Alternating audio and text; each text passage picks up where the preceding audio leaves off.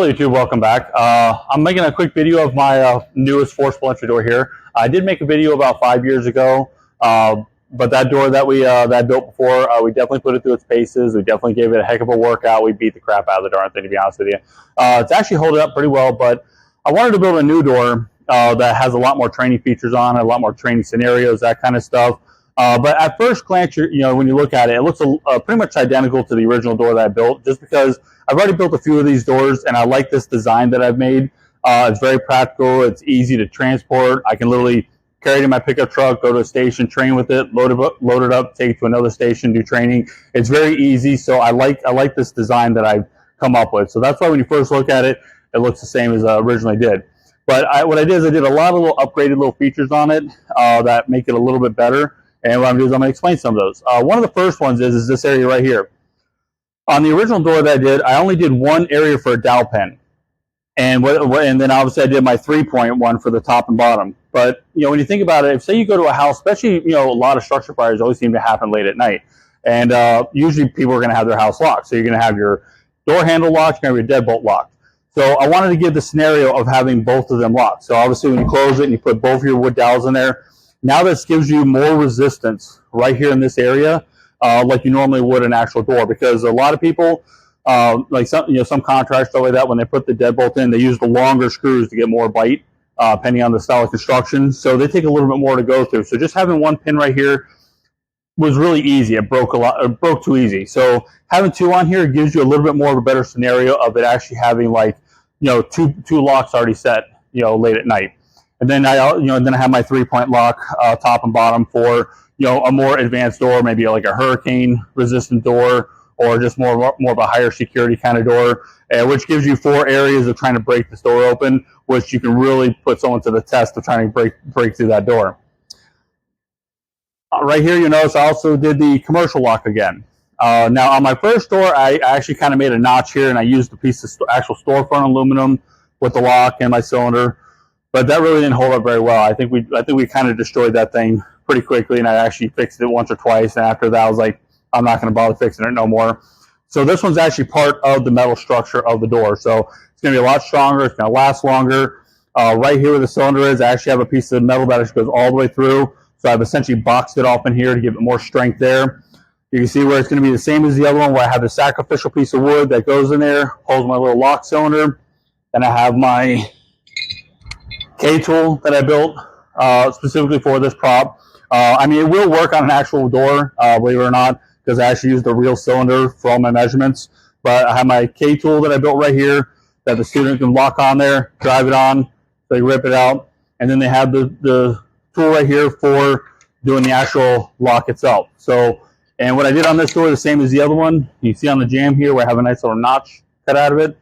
So when we have our students, or our new guys, what we do is, obviously we'll give them the K-tool. We'll explain to them how it goes on, what the purpose of it is for, have them lock it on there, have them pull the cylinder out, and then show them how to use the tool, what to look for inside there, actually unlock the door.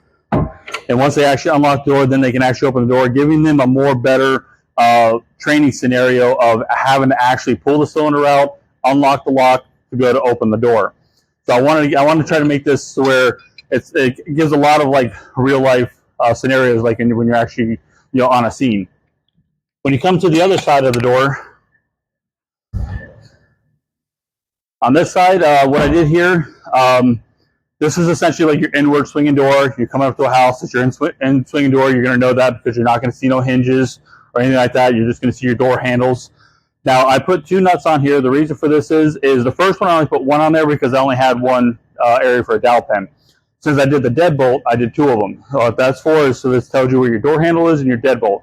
Because obviously on a real life scenario, you go to a house, you can visually see those 2 places, so you know that you're going to be prying here, here, or here. You're not going to be prying right here because now you're going to be driving your stuff into the actual lock cylinder, and you're obviously not going to make any ground there. So I put this on specifically for visual references of where your locks are.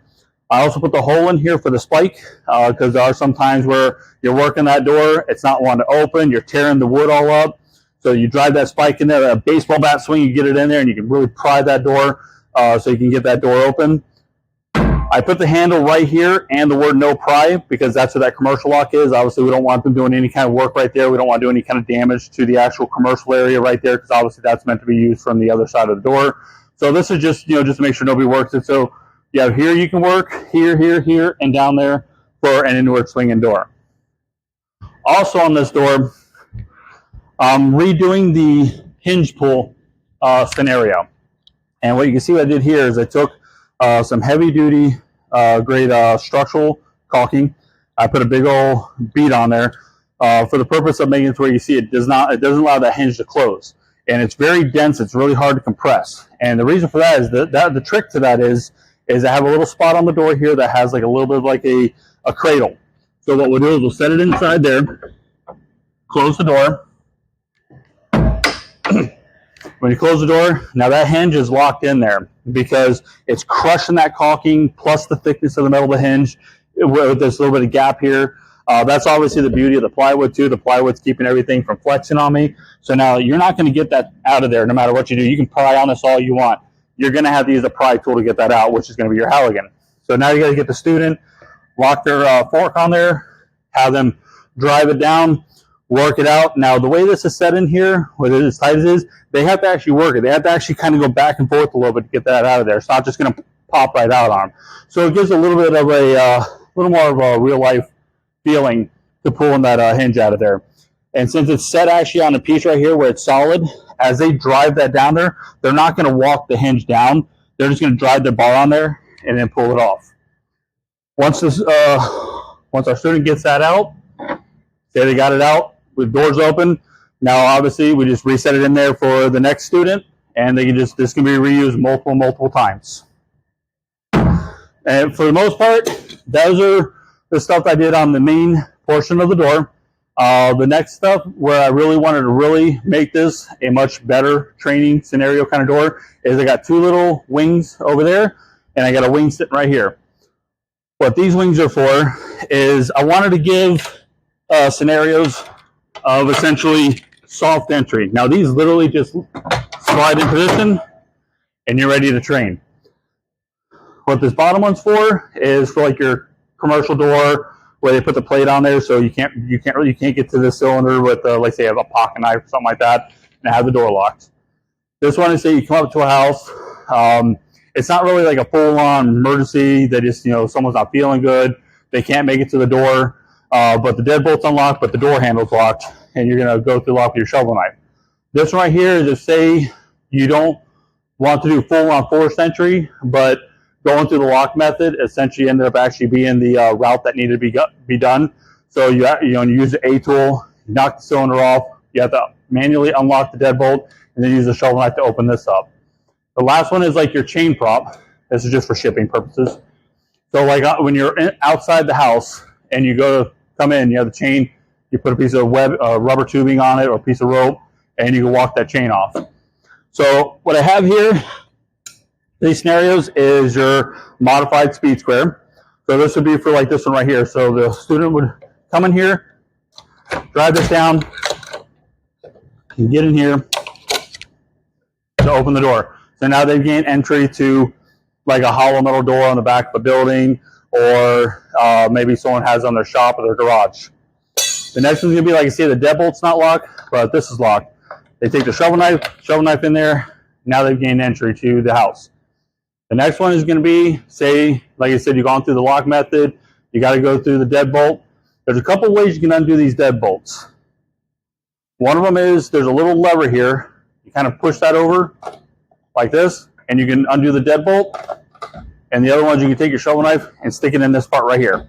Sometimes they're not shaped like that, so you can't use a shovel knife, so you can use this top right here. You push that over, now your deadbolt's undone. You take the shovel knife, go down here, and now you gain entry to the house. Now, there are two different ways of do the lock method. One is actually not even removing the deadbolt completely. Some deadbolts, if they don't have the little flange on them that locks them into this hole, you can actually drive them down with a rubber mallet. Get inside here with a small pick, push that over, unlock it, and then drive it back up, that way. But a lot of newer locks are coming with a flange that won't allow you to have that play to move those up and down. So you might have to go through the lock by tearing the deadbolt off. But that gives them, the feeling of using a shovel knife, going through a lock method. The next one's the chain.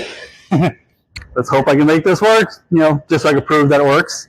So I'm outside the house. I open the door. I got a chain in the way.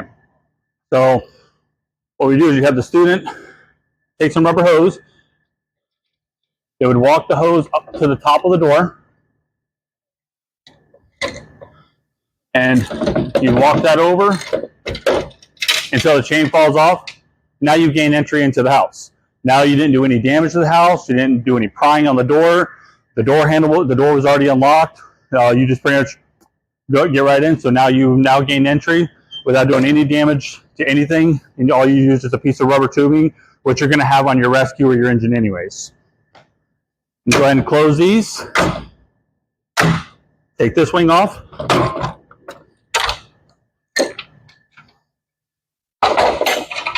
And let's put this wing on. Now what this wing is right here is this is for like your commercial door with a panic bar. When you come over to this side, you see I have a makeshift little panic bar here. So here the door is locked, push it down, I can open the door. So what we have here is I have a nice little homemade fancy J-tool here.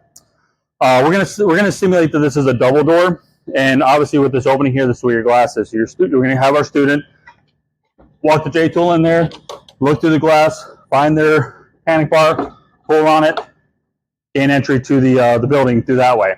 The other way is if you have more advanced method, or say you have the single door and you can't get that J-tool through your jamb. You'd have a piece of wire. You stick it in there, bend it a few times so you can kind of lock it onto that handle, pull it down, and now you've gained entry to the building. And on all storefront doors, there's about a ½ inch gap between the bottom of the door and your threshold, to where you can get a piece of wire in there, a small piece of flat stock. Wire is better because you can bend it as you go to get it to lock in there. So that gives them the scenario of a panic bar. There are a couple different kinds of panic bars. There's this style, and there's the kind that pushes in. Obviously, the push-in kind is the only one you can be able to use the J-tool on. You won't be able to use the wire on there because there's nothing to grab on to pull on. So if it's a push style, the J-tool is the only one you're going to be able to use. If you can't use the J-tool, breaking the glass is probably the next method, or removing the cylinder and see if you can unlock the door manually that way. So I'm going to go ahead and pull this off. All right, now we're going to put the last wing on here. Now this one's nice and heavy. Oh, God. Whew. All right. So what this one's for is for our students to practice carriage bolt cutting and also rebar cutting. Let me pull this off. So this actually opens to kind of simulate that's the door. So what they would do is if you have a piece of rebar, set the rebar in here, lock it in place. You have your students, they can actually cut the rebar using the K12 here, or you can just have them practice doing rebar cuts this way. There's a couple set here for horizontal cutting with the K12 saw. And then this is just for them to get used to using the K12, getting practice with the cutting here and driving the carriage bolts off. And then obviously, once they cut this, they can open the door to show that way they've cut the structure, got in there. You can even use, pretty much you can even use this rebar to act as, say, it's a commercial door on the back of a building, and that's your lock cylinder. And you cut the lock cylinder to open the door.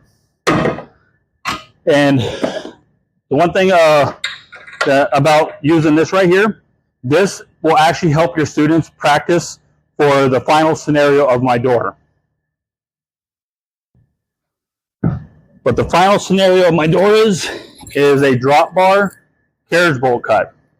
So what they would do is we'd put some carriage bolts through here.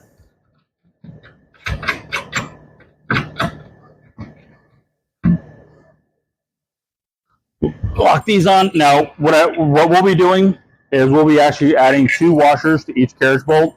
The reason for that is essentially create like a sacrificial area show why they're cutting. They're not cutting into the plate. And the reason for this is to, so we'll go to the other side of the door. So what this is going to do is, so we can give our students like the full scenario of going through a door with a drop bar, carriage cut,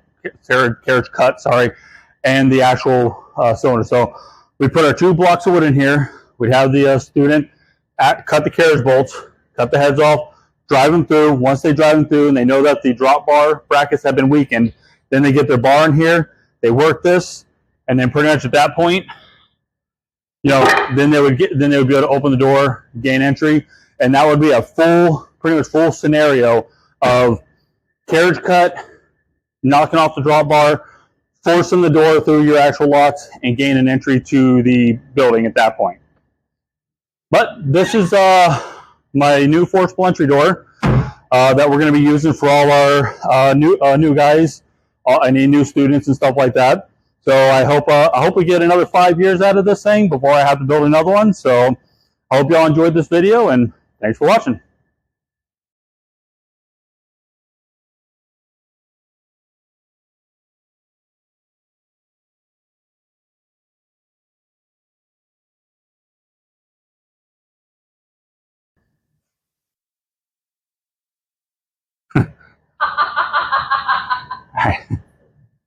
You edit that out? Yeah. Okay. Okay, transport it anywhere I want. Sorry, I didn't realize you were going to do that. I thought maybe like something happened. Oh. The thing was sorry. La la la la. Okay.